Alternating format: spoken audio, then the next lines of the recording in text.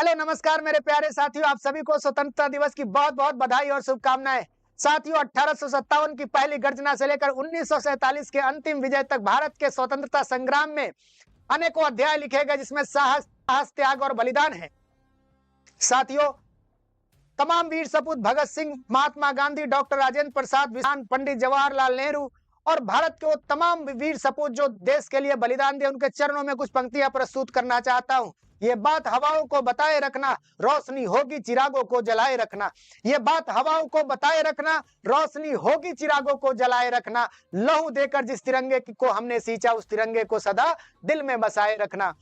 आज 15 अगस्त उन शहीदों के नमन करने का दिन तो है ही, साथ ही साथ साथियों, ये वो दिन है जब हम संकल्प ले कि हमारा देश वापिस से महान बन सके। हमारा देश एक समय अंग्रेजों और मुगलों के आने से पहले सोने की चिड़िया कही जाती थी। ये समय था गुप्त वंश। अगर आप भारत के इतिहास को खंगाले तो गुप्त वंश का एक ऐसा शासनकाल आपको मिलता है सन 320 से लेकर के 550 तक, जब भारत वाकई में सोने की चिड़िया थी। जब भारत दुनिया को 33% सामान बेचता था। आज अमेरिका और चीन भारत को पूरी दुनिया में केवल 25% सामान बेचते हैं, तो सुपर पावर है।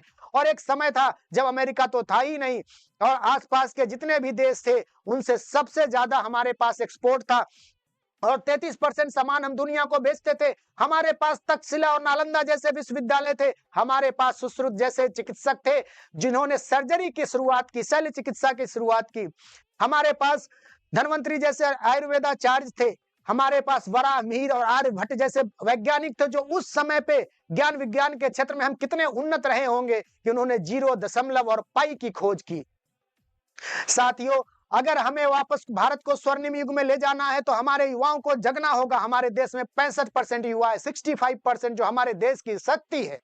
और ये युवा जो रील स्क्रॉल करने में लगे हैं, उन युवाओं को कहना चाहता हूं कि अपने पुरखों की दी हुई संपत्ति को बचाओ, अपने पुरखों की दी हुई संपत्ति पे गर्व करो और उसको आगे बढ़ाओ। उन्होंने हमें इतना खोज करके दिया, इस देश को महान बना करके दिया। अब हमें इसको और वापस से इसको सोने की चिड़िया बनाना है। और हमें सोने की चिड़िया ये भारत बनेगी कैसे? शिक्षा, चिकित्सा और ज्ञान विज्ञान के क्षेत्र में हमें काम करना होगा। आप याद रखिए, गुप्त वंश के शासनकाल में ये देश सोने की चिड़िया क्यों कही जाती थी? क्योंकि हमारे पास दुनिया का अव्वल चिकित्सक थे, चिकित्सा पद्धति थी हमारे पास, दुनिया में अव्वल शिक्षा पद्धति थी हमारे पास, और दुनिया में अव्वल वैज्ञानिक हमारे पास थे। केवल भाषण देने से और मोबाइल चलाने से हमारा देश महान नहीं होगा। कोई भी देश महान होता है अपने नागरिक के कर्तव्य निष्ठा, त्याग और बलिदान से। हमारे देश में 75% फार्मर है, किसान है। किसानों की आय कैसे बढ़े, उनको उन्नत तकनीक कैसे मिले, इस पे हमें ध्यान देना होगा। अगर हम बात करें विकसित देशों की, 1 हेक्टेयर में जितने उनके फसल उगते हैं, उसके 10% भी हमारे 1 हेक्टेयर में नहीं उगते। इसकी उन्नत पद्धति हमें खोज करके किसानों को देनी होगी।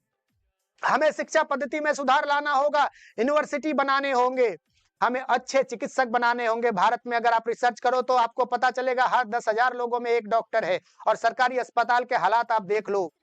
साथियों, 65% युवा अगर मोबाइल छोड़ के अब देशभक्ति में लग जाए। देशभक्ति का मतलब झंडा लेकर के वंदे मातरम और जय हिंद करने से देशभक्ति नहीं होती। देशभक्ति में यह है कि आप देश के लिए क्या अच्छा कर जाओ, देश के लिए आप अच्छे शिक्षा चिकित्सा के लिए क्या कर सकते हो, क्या योगदान कर सकते हो। इवन पढ़ने वाले युवाओं को भी मैं देखता हूं, वो शिक्षित सिर्फ इसलिए होना चाहते हैं कि उनको नौकरी मिल जाए।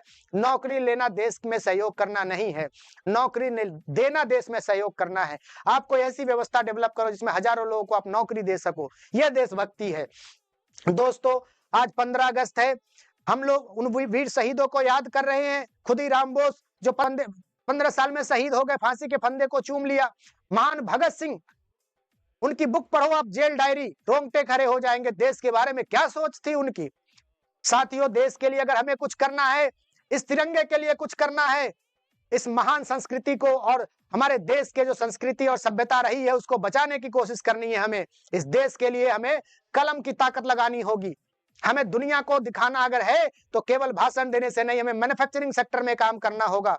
साथियों, सुभाष चंद्र बोस, महात्मा गांधी, बाबा साहब अंबेडकर, तमाम लोगों का जो विजन है उनको साकार करने के लिए हमें अपने रूप में अपना योगदान देना पड़ेगा। किसान अच्छी फसल उगाने लगे, विद्यार्थी अच्छी पढ़ाई करके रिसर्च करने लगे, और डॉक्टर अपने देश को हर अच्छी चिकित्सा देने लगे, हमारा देश वापिस सोने की चिड़िया हो जाएगी।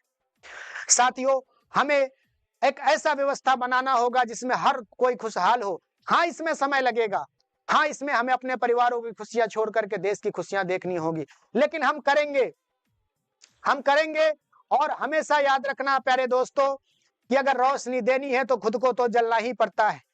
तो साथियों, तमाम वीर शहीदों को नमन करते हुए मैं इतना ही कहना चाहता हूँ, भारत माता से इतना ही मेरी गुजारिश है, ऐ देश मेरे तुझे नमन है मेरा, ऐ देश मेरे तुझे नमन है मेरा, जब तक जीऊँ होठों पे नाम हो तेरा और जिस दिन मरूँ तिरंगा कफन हो मेरा।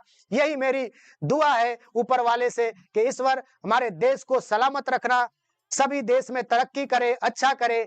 आप सभी को पुनः एक बार स्वतंत्रता दिवस की बहुत-बहुत बधाई। जय हिंद।